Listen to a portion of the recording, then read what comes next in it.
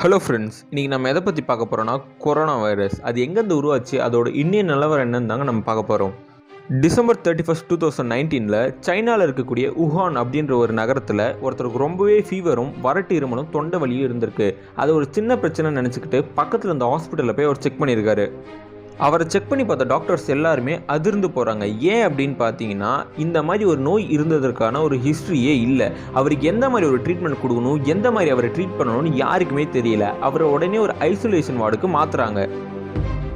அடுத்த சில மணி நேரத்தில் அவரை மாதிரியே சில பேஷண்ட்ஸ் அந்த ஹாஸ்பிட்டலில் வந்து அட்மிட் ஆகிறாங்க. எல்லாருக்குமே பேசிக் ட்ரீட்மெண்ட் கொடுத்துட்டு என்னடா அப்படின்னு விசாரித்து பார்க்கக்குள்ள எல்லாருமே சொல்கிற காமனான ஒரு விஷயம், அந்த ஊரில் இருக்கக்கூடிய ஒரு மார்க்கெட்டுக்கு எல்லாருமே போயிருக்காங்க. அப்படி இல்லைன்னா அங்கே வேலை செய்கிறவங்களா இருக்காங்க. அது அப்படி என்ன மார்க்கெட்னு பார்த்தீங்கன்னா, வனவிலங்குகளை பிடிச்சிட்டு வந்து கஸ்டமர் கேக்குக்குள்ளே கொன்று சப்ளை பண்ணுற ஒரு மார்க்கெட். சைனாவில் அது ஒரு பெரிய விஷயமா இல்லாததுனால அது ஒரு பெரிய